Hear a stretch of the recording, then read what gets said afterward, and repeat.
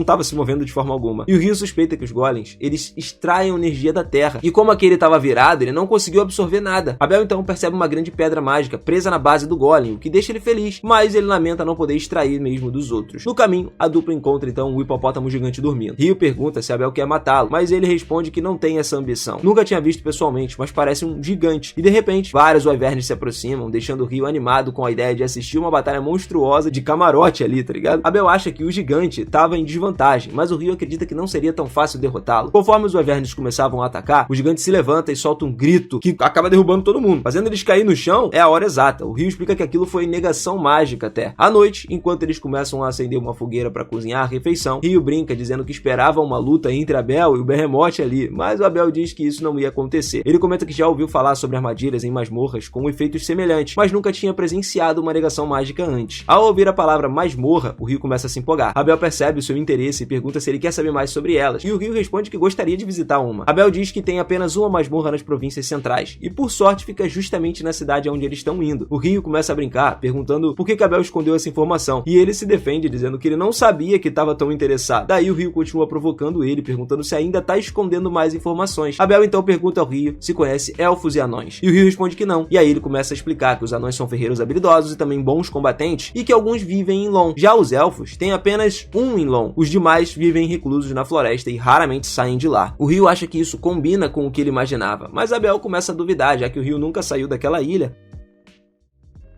No dia seguinte, o Ryu continua liderando o caminho, revelando que do outro lado da montanha tem um assentamento humano. O Abel se pergunta como é que ele sabe disso, né? E o Ryu se lembra de que um dragão contou pra ele tudo que tinha nesse mundo. E ele diz ao Abel ali que é o melhor não saber, né, que a sua fonte de conhecimento não é alguém da humanidade. Enquanto eles caminham, sentem algo que se aproxima por trás. É um grifo gigante. Ele aparece lá, deixando o Abel paralisado de medo. O Ryu, no entanto, rapidamente tira um pedaço de carne do seu saco e joga pro ar. E aí o grifo agarra essa carne e voa pra longe. Os dois ficam aliviados por terem sobrevivido. Abel admite que ficou completamente atordoado e o Ryu reconhece de fato que se eles tivessem tentado lutar provavelmente teria morrido, e o Abel conclui que eles não foram feitos para enfrentar criaturas tão poderosas. Ele ainda comenta que não tem relatos recentes de encontros com gigantes ou grifos, o que de alguma forma leva ele a pensar que tem algo errado naquele lugar. O Ryu considera isso um pouco rude e diz que talvez os humanos só não estejam olhando com atenção suficiente. O Abel começa a pensar que talvez as montanhas congeladas estejam mantendo essas criaturas afastadas das terras humanas. Enquanto eles caminham, Ryu lembra dos wyverns que atacaram o gigante, que eles vieram justamente da direção aonde eles estavam indo. Logo, eles avistaram alguns wyverns de novo se alimentando de presas, e o Abel percebe que eles não podem enfrentá-los diretamente. Normalmente seria necessário cerca de 20 aventureiros experientes para derrotar apenas um, e ainda assim haveriam baixas. O Ryu começa a pensar que pode ser mais fácil enfrentá-los enquanto estavam no chão, e o Abel concorda. A sua espada seria mais eficaz assim. O Ryu toma a dianteira então, invocando espinhos de gelo que perfuram os wyverns. O Abel segue com a sua técnica de empalamento total, só que os gritos ali dos monstros atraem ainda mais, e o Ryu então usa o ataque de gelo vindo do alto para derrubá-los, e o Abel os finaliza muito rápido. Depois da batalha, eles coletam as pedras mágicas. Abel admite que não consegue acreditar em como tudo foi tão fácil, e o Ryu começa a brincar, dizendo que Abel estava esperando uma batalha de vida ou morte só para ter o coração acelerado. Nesse momento, mais wyverns começam a se aproximar. Os dois se preparam para lutar, sabendo que não tem outra escolha a não ser derrotá-los. Depois de vencerem mais batalhas, né, essa daí, eles finalmente chegam ao topo da montanha e ficam felizes, vendo um assentamento humano lá do outro lado. Então, depois de derrotar os wyverns, Ryu se sente confiante e acredita que não importa o que eles encontrem mais pra frente, eles vão conseguir derrotar. Só que Abel acha isso ridículo. Pra ele, melhor seria nunca mais encontrar aquelas criaturas perigosas. E o Abel admite que ficou muito surpreendido, né, por eles conseguirem coletar tantas pedras mágicas aí dos vernes, mas para de falar de repente e percebe que eles viajaram bem pro norte. Embora esteja completamente incerto sobre onde eles estão, o Ryu torce pra que não tenha entrado acidentalmente no Império Tébio, né, porque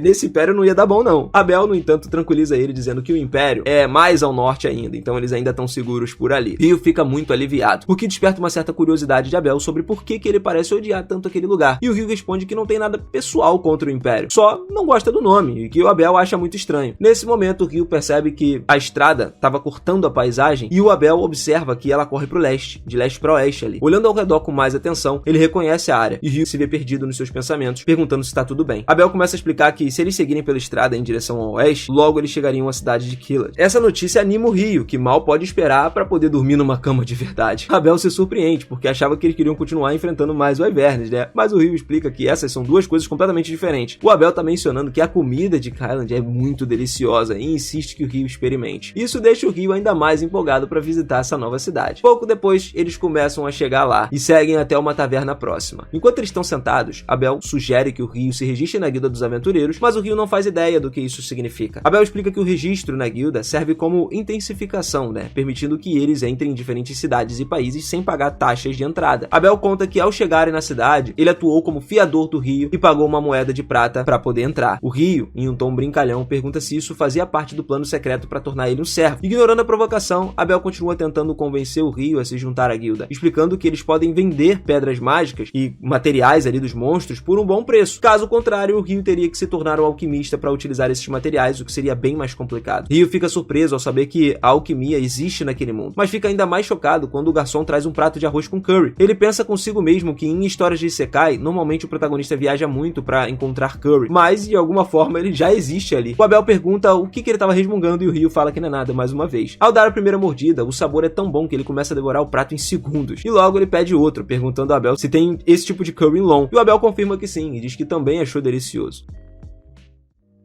No dia seguinte, quando eles saem da cidade, Ryu continua elogiando o curry que eles comeram e pede a Abel para contar a ele sobre as melhores sobremesas da cidade. Abel é pego de surpresa e não sabe o que ele dizer, então ele promete pensar um pouco a respeito. Depois de alguns dias de caminhada, eles finalmente avistam Long ao longe. E aí, quando eles chegam aos portões da cidade, o guarda reconhece Abel e comenta que todos estavam preocupados, já que, ele estava desaparecido há meses. O Abel explica que ele conseguiu retornar com segurança graças ao Ryu, e o guarda então aperta a mão do Ryu animado ali, agradecendo a ele por ter salvado seu amigo. Mais uma vez, Abel paga uma taxa de entrada atuando como fiador do Ryu. E o guarda pergunta se eles irão direto pra guilda e menciona que os amigos de Abel estavam fora da cidade, mas ficariam chocados ao vê-lo quando voltarem. Mas dentro da cidade, beleza, tudo ficou tranquilo. O Abel começou a sugerir que eles fossem direto pra guilda para poder registrar o Ryu como aventureiro, e como o Abel poderia ajudar ele a subir de nível, o Ryu ficou um pouco curioso, né, perguntando o que isso significa. O Abel explica que novos aventureiros geralmente começam no nível F, mas como um endosso ali de alguém do nível B, que seria a ajuda dele ou superior, é possível começar no nível E ou no rank D. Então, o Ryu rapidamente entende que isso significa que Abel é do nível B ou superior, o que deixa ele orgulhoso. Abel fica tímido e muda de assunto. Ele continua explicando a classificação mais alta, que dão acesso às missões melhores e recompensas mais valiosas. E ele recomenda subir de nível, embora acredite que o Ryu não precisa se preocupar com o dinheiro, né, já que eles poderiam vender as pedras mágicas dos Wyverns por um bom valor. O Ryu pergunta se essas pedras são mesmo tão valiosas assim, e o Abel confirma que sim, elas são raras, e se vendidas em grande quantidade, podem até desestabilizar completamente o mercado. Por isso ele confia que a guilda saberia como lidar com isso. Eles finalmente então chegam à guilda, onde a recepcionista Nena lá, ela fica muito chocada ao ver Abel vivo. Logo, todos os aventureiros se reúnem ao redor dele e de Ryu e percebem que Abel é bem popular. Achando melhor dar espaço para ele, o Ryu então sai para tomar um pouco de ar fresco. Nesse momento, uma elfa passa por ele e nota que Ryu tá usando roupas do Rei das Fadas, e ela comenta que deve ter causado uma boa impressão para o rei. O Ryu ficou sem saber o que responder, então ele disse que tava com pressa, né, mas que talvez se encontrassem novamente algum dia, e ele vai embora. Pouco tempo depois, Abel leva o Ryu de volta pro dentro da guilda, aonde conta a todos que sobreviveu apenas graças a ele, e em breve registraria o garoto como aventureiro. Ele pede aos colegas que cuidem bem dele, e o Ryu fica muito feliz, né, ser o centro das atenções ali, enquanto recebe elogios por ter salvo Abel. Durante o processo de registro, o Abel diz que deseja recomendar o garoto pro rank D, mas Nena fica surpresa, porque é a primeira vez que alguém do grupo faz esse tipo de recomendação. Abel garante que Ryu é muito talentoso, e Nena diz que não tem problema, mas lembra que, pelas regras, é necessário apresentar algum tipo de provação física de força. Abel diz que pretendia conversar com o mestre da guilda sobre isso. Nena, então, vai informá-lo sobre o pedido. Enquanto aguardam na sala de reuniões, o mestre da guilda corre para vê-los com seus próprios olhos. Ele tá visivelmente aliviado em ver Abel bem, e depois de voltar ali com o Ryu e se apresentar, né, o mestre da guilda de Long ficou felizão. Ele agradece ao Ryu, que fica um pouco sem jeito, né, respondendo ali que só tava no lugar certo na hora certa, e o Abel diz ao Runglas que ele deseja recomendá-lo para uma promoção. O mestre fica curioso, perguntando qual seria a prova necessária, e o Abel confiante garante ao Hug que o Ryu, ele é literalmente o cara forte, e o Hug percebe que a coloração verde indica que eles pertencem aos elementais do vento. Com base no tamanho do brilho, né, vívido das pedras ali, ele suspeita que possam ser de Wyverns, e o Abel prontamente confirma isso. Hug fica muito chocado, cara. É difícil acreditar que eles tenham conseguido reunir tantas, já que enfrentar vários Wyverns normalmente exigiria um exército inteiro. Ele teme que se esses monstros atacassem a cidade, ele poderia ser completamente destruída. Só que o Abel tranquiliza, dizendo que não há necessidade de preocupação, porque eles encontraram as criaturas bem ao sul das montanhas maléficas. O Ryu fica surpreso ao ouvir o nome, então Abel explica que depois de encontrar o caminho de Kayat, né, eles perceberam aonde eles estavam. E o Hug revela que dizem que ninguém jamais conseguiu atravessar aquelas montanhas com vida, e que nem mesmo aventureiros experientes vão até lá, a menos que eles tenham uma razão muito convincente para fazer isso. Eles ainda não conseguiam acreditar que eles derrotaram todos os Wyverns sozinhos, mas agora que ele viu uma prova física das habilidades do Ryu, ele não tem objeções com o pedido de aumento de nível. De repente, o grupo de Abel, conhecido como a Espada Carmesim, chega na guilda. Abel se encontra com seus amigos, enquanto o Ryu segue para terminar o restante do processo de registro. Ao entrar no escritório do mestre da guilda, o Ryu começa a perguntar se realmente merece a classificação D. E o Hug explica que, embora Abel seja muito talentoso, nem ele conseguiria derrotar um dragão sozinho, um Wyvern desse, né? Se o Ryu ajudou a derrotar vários, então ele deve ser com certeza excepcionalmente talentoso. Enquanto o Hug dá um tapinha nas costas do Ryu para parabenizar ele, fica surpreso também com quão forte o Ryu parece, né, para ser um mago. E nesse momento, Nena chega com uma papelada ali e se apresenta adequadamente antes de iniciar o registro do Ryu na guilda. Ela começa a entrevista perguntando o seu nome, confirmando que ele é um mago. E em seguida pergunta sobre o seu elemento mágico, e ele responde que é a água. Quando ele pergunta sobre onde ele mora, o Ryu explica que ele acabou de chegar na cidade, e Nena informa informa que durante os primeiros 300 dias ali, depois de ingressar na guilda, ele poderia ficar no alojamento das instituições. E o Nena também pergunta se ele já teve uma masmorra antes, se ele já entrou em alguma. E aí o Ryu admite que não. Então ela começa a falar sobre o curso introdutório mensal, né, para exploração das masmorras, que oferece um guia completo para novos aventureiros, além de também dicas muito valiosas para sobreviver lá dentro. E quando pergunta sobre o interesse dele, se ele estava interessado ou não, o Ryu responde que sim. Então ela vai lá, avisa que o próximo curso começa em 2 dias e diz para matricular ele naquele lugar. Nena pede para que ele esteja na sala de reuniões do terceiro andar às 9 da manhã daquele dia. Enquanto o Ryu parece surpreso, ele acredita que há um relógio na cidade para ajudar ele a controlar o tempo. Com isso, Nena finaliza a papelada, mas o Ryu fica muito confuso e ela diz que é hora de iniciar o registro real. Ela pede para que ele coloque a sua mão sobre o cristal e então crie instantaneamente o seu cartão de guilda. Quando ela entrega para ele, parabenizando, né, por se tornar oficialmente um aventureiro de registro, ele fica muito feliz. E ao saírem, Hug finalmente se sente aliviado. Ele estava realmente preocupado com Abel, já que a situação parecia sombria na ausência dele. Ele começa a comentar que não gostaria de passar por aquilo de novo, agradecendo sinceramente ao Ryu por tê-los salvado. Percebendo que ainda não tinha informações, né, ninguém sobre o retorno de Abel, ele imediatamente pega o seu dispositivo de comunicação para poder fazer uma ligação.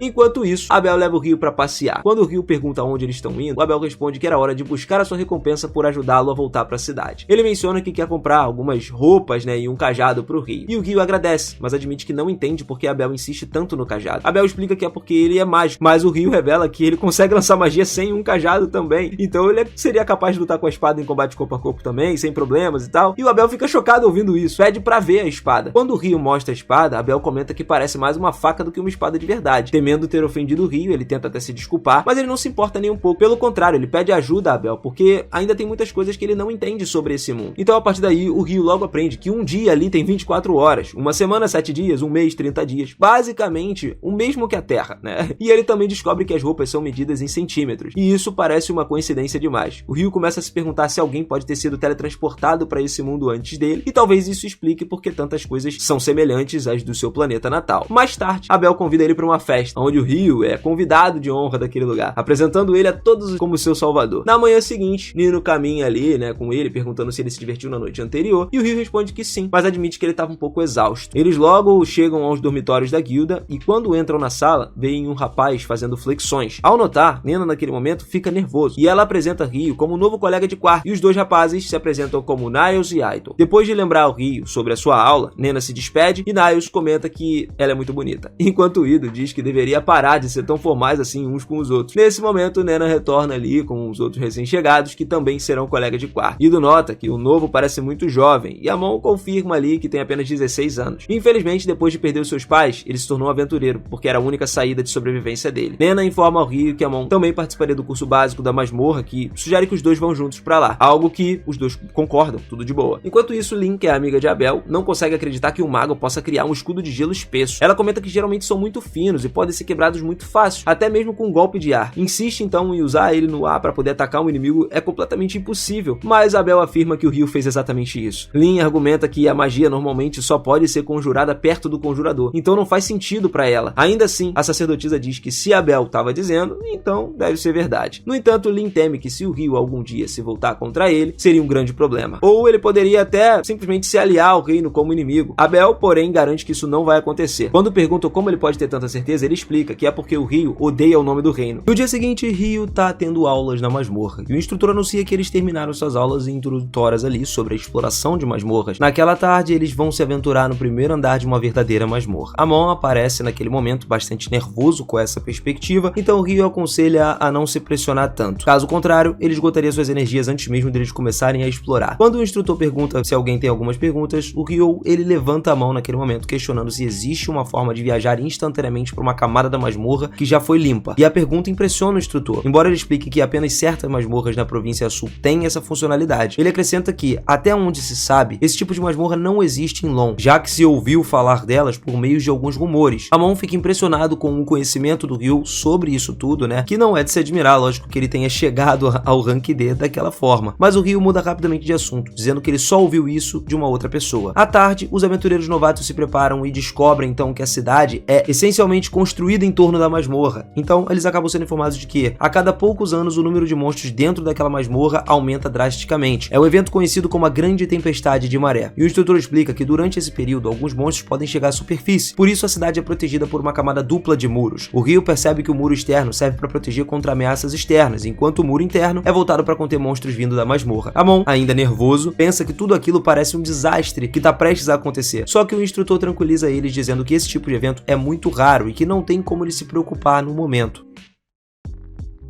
Ao entrarem na masmorra, Ryu acaba percebendo que Amon continua tenso e tranquiliza ele, pelo menos ele tenta, né, dizendo que todos estavam juntos e não teria motivo para preocupação. O instrutor explica que não tem monstros perigosos no primeiro andar, então eles estão livres para explorar. Enquanto eles caminham, acabam avistando algo e param. O Ryu, naquele momento, diz a Amon que vai imobilizar a criatura com a magia de gelo para que o Amon vá lá, aproveite a chance para atacar aquele bicho. Eles então se preparam com uma formiga soldado. E o Ryu, ele se lembra do guia para iniciantes, que afirma que a forma fácil de derrotar elas é golpeando a base do pescoço. Então ele vai lá, dispara 8 lanças de gelo para prender a formiga e fala para Amon ir lá e acabar com ela. Amon corre, se posiciona perto do pescoço da criatura, aplica um golpe poderoso cortando ela, e isso acaba deixando ele muito confiante nas suas habilidades, e ele agradece ao Ryu por conta de tudo isso. E em resposta, o Ryu, ele diz que pode coletar a pedra mágica como troféu, né, essa primeira expedição que eles estão indo, e o Amon pergunta se isso é permitido. O garoto explica ao Ryu que, como aventureiro, é natural coletar as pedras mágicas, afinal é assim que eles ganham a vida nas masmorras, né? E quando finalmente eles desenterram a pedra, os dois se sentem orgulhosos e felizes com o sucesso daquela noite. Passando o tempo, eles retornam da guilda para poder comemorar a sua primeira visita à masmorra e a primeira vitória que eles tiveram. Nils comenta que gostaria que pudessem beber um pouco, mas explica que a guilda não serve álcool, não permitindo que eles tragam bebidas de fora também, possivelmente para desencorajar os aventureiros a se embriagarem, né? Mills argumenta que as regras são rígidas demais, e já que eles estão apenas comemorando, tá tudo certo. Idol muda o assunto dizendo que tá impressionado com o fato de eles terem derrotado uma formiga soldado logo na primeira excursão, e Amon diz que eles só conseguiram porque o Ryu tava lá e prendeu a formiga, permitindo que ele atacasse. Mas o Ryu elogia a habilidade de Amon com a espada e diz pra ele não subestimar o seu próprio talento. Nils se alegra vendo que eles conseguiram uma pedra mágica. Idol acaba perguntando quais são os planos pro dia seguinte, e Amon diz que ele quer visitar a masmorra novamente, só que ainda não se sente confiante para ir sozinho. Ryu se oferece para acompanhar ele, sugerindo que eles tentem alcançar o terceiro andar, o que deixa Amon mais animado ainda. O Ryu, no entanto, ele acha estranho uma forma ter aparecido no primeiro andar dessa formiga e tudo mais, e Nils menciona que normalmente só morcegos são encontrados lá. Idol diz que houve alguns relatos de que formigas começaram a surgir no primeiro andar e nos segundos andares também nos últimos meses, o que faz o Ryu começar a se perguntar qual é o motivo disso aí. De repente, Abel se aproxima por trás e se junta à conversa, explicando que as formigas podem cavar túneis até o primeiro andar. Ryu acha que os veteranos não deveriam assustar os novatos, especialmente porque seus amigos parecem claramente nervosos, mas Abel diz que só tá compartilhando conhecimento para ajudar eles a relaxar. Abel então comenta com os colegas de quarto ali do Ryu que, embora ele seja forte, tem alguns problemas de personalidade e que eles devem tomar cuidado com ele. Ryu acha que não deveria incomodar os outros assim, e quando percebe que Abel é do Espada Carmesim, Nils se levanta rapidamente, orgulhoso, dizendo que é um espadachim de nível F e que Abel é o seu herói. Ele pergunta se pode apertar a mão de Abel, que concorda alegremente, enchendo Nils de alegria. Só que antes de partir, Abel os aconselha a não se esforçarem demais, lembrando eles de que sobrevivência é sempre prioridade. É uma coisa que tem que vir a número 1 para um aventureiro. Nils promete então lembrar disso, mas Ryu não deixa de se perguntar por que Abel apareceu tão tarde na guilda. Ele explica que a missão deles foi mais difícil do que o esperado, que demorou mais para ser concluída. Ele diz também que eles acabaram de voltar, mas então os membros do seu grupo aparecem e ficam surpresos por vê-lo ali, já que ele deveria estar reportando pro mestre da guilda, né? Abel de alguma forma tenta se justificar, dizendo que estava curioso, né, cumprindo o seu dever de orientar os novatos, mas o seu amigo Warren pega ele e joga por cima do ombro. Abel começa a gritar por ajuda, mas o Ryu responde que relatar a missão é algo importante e que, como líder, Abel deve fazer a sua parte. Brincando, Abel chama ele de traidor antes de sair. Lin caminha até Ryu também e encara ele silenciosamente por alguns segundos, sem dizer absolutamente nada. Poucos minutos depois, os amigos do Ryu começam a comentar o quanto estão impressionados com o grupo do Espada Carmesim. Enquanto elogiam Abel, Ryu não entende por que eles estavam fascinados com ele. Enquanto isso, sendo levado até o mestre da guilda, Ria diz a Lin para não encarar as pessoas assim, pensando em como ela observava o Ryu. E Lin responde a qualquer um ficaria curioso depois de tantos elogios do Abel. Ele então diz para eles não se preocuparem. Logo logo todo mundo vai ver o quão poderoso o Ryu é. Os outros começam a achar que ele só tá tentando se exibir.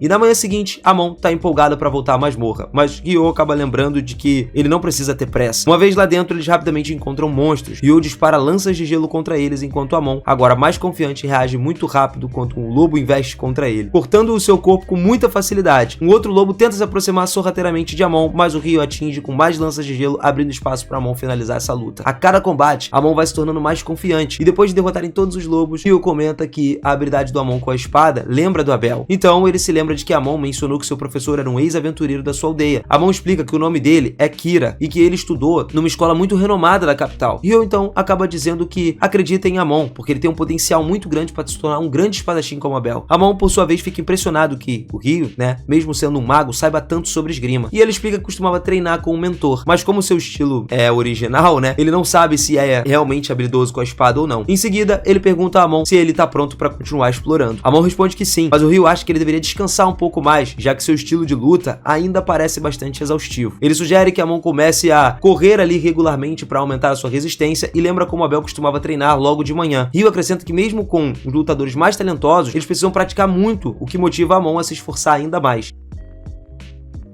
No dia seguinte, Ryo vai até a biblioteca, esperançoso de aprender mais sobre alquimia. A recepcionista lhe entregaria 2 livros introdutórios, um guia para iniciantes e um livro de receitas repleto de informações úteis. Depois de terminar a leitura, Ryo pensa que precisaria de suas próprias cópias se ele quisesse levar a alquimia a sério, embora se pergunte quanto custaria isso tudo. De repente, a cidade inteira escurece. Um eclipse sobre o céu aparece, mas algo parece muito estranho, como se o mundo inteiro tivesse mudado. O Ryo ele sente a presença atrás de si e rapidamente invoca múltiplas camadas de paredes de gelo, bem a tempo de bloquear um ataque de fogo vindo do inimigo desconhecido. À medida que a poeira começa a baixar, ele vê uma garota demônio. Ela parece surpresa com o humano conseguindo defender os seus ataques, mas diz casualmente que isso não importa, porque vai matar ele logo. Pelo poder por trás do ataque, o Ryo percebe que ela é uma Akuma, então ele sabe que deveria fugir, mas não tem certeza se escapar seria possível naquela situação. A garota Akuma começa a formar uma enorme bola de fogo e o Ryo invoca mais paredes de gelo, percebendo que elas não estão segurando tão bem quanto antes. Então ela vai lá e abre um buraco nas barreiras e dispara uma bala de vento, mas o Ryo ele consegue se esquivar, evitando o golpe direto no coração. Ela fica muito surpresa vendo que ele bloqueou seu fogo no inferno e ainda mais chocada quando ele dissipa a lança do vento. Então acaba notando um manto que ele estava usando e percebe que veio do Rei das Fadas. Irritada, decide enfrentá-lo de perto. A Akuma avança para poder matar ele, mas o Ryo não tá pronto para desistir. Ele saca sua espada e bloqueia os golpes com a determinação. Ela começa a zombar, dizendo que ele é lento, e então tenta de alguma forma contra-atacar com o gelo, mas ela acaba desviando facilmente. Ryo percebe que ela estava usando uma magia do vento para se mover em alta velocidade, e de repente ela salta no ar e lança um ataque muito poderoso. O Ryo consegue bloquear com uma espada no último segundo, e ele conclui que, enquanto permanecer na defensiva, ela não conseguiria acertar um golpe decisivo. Além disso, ele sente que seus ataques não se comparam,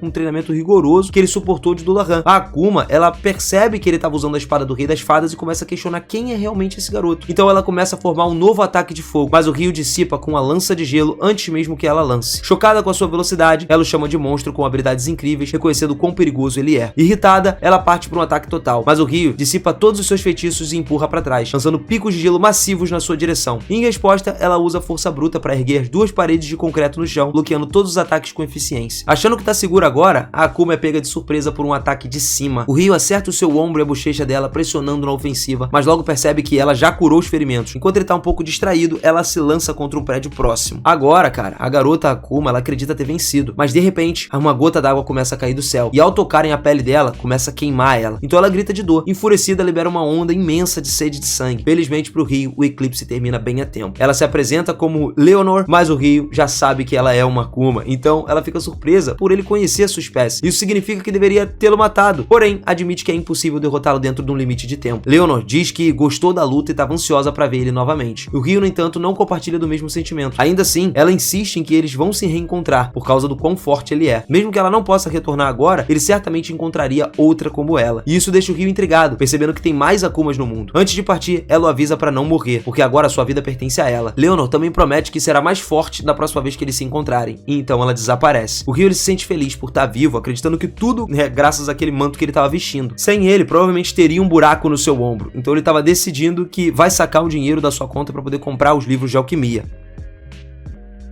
Depois de retirar o dinheiro, Ryu se sente satisfeito. Ele ficou muito rico quando ele começou a vender as pedras dos wyverns lá pra guilda, acreditando que não teria mais com o que se preocupar com o sustento. Mas, ao voltar pro quarto, ele não encontra ninguém esperando por ele, então decide ir à livraria comprar alguns livros. No caminho, avista uns aventureiros intimidando seus amigos na rua, e o líder do grupo diz que eles devem estar sempre preparados para os ataques, já que monstros não dão avisos. Antes que ele possa terminar sua frase, Ryu nocauteia os valentões com a magia de gelo precisa. O líder, Dan, tenta de alguma forma revidar com um soco, mas o Ryu desvia facilmente e o atinge com o cabo da espada, com tanta força que o Dan acaba vomitando. O Ryu dá algumas poções mágicas aos seus amigos para que eles se curem muito rápido. Mesmo assim, nota que eles estão exaustos e sugere que todos vão às fontes termais para descansar. Mais tarde, nas termas, Ido acaba curando o ombro do Ryu com magia e fica surpreso vendo que ele se feriu mesmo sendo tão forte assim. E a mão pergunta contra quem o Ryu estava lutando, mas ele evita responder dizendo que contaria numa outra ocasião, quando ele estivesse pronto para contar. E assim a gente finaliza o episódio 4, cara. Então se você curtiu, não esquece de se inscrever no canal, de ativar o sininho para poder acompanhar muito mais, cara, e deixar o seu like também que fortalece demais a gente. Logo logo eu vou trazer mais episódios aqui no canal. E da próxima vez, quem sabe, 5 e 6 estão vindo por aí. Tamo junto demais, família, aquele forte abraço e até a próxima. Valeu!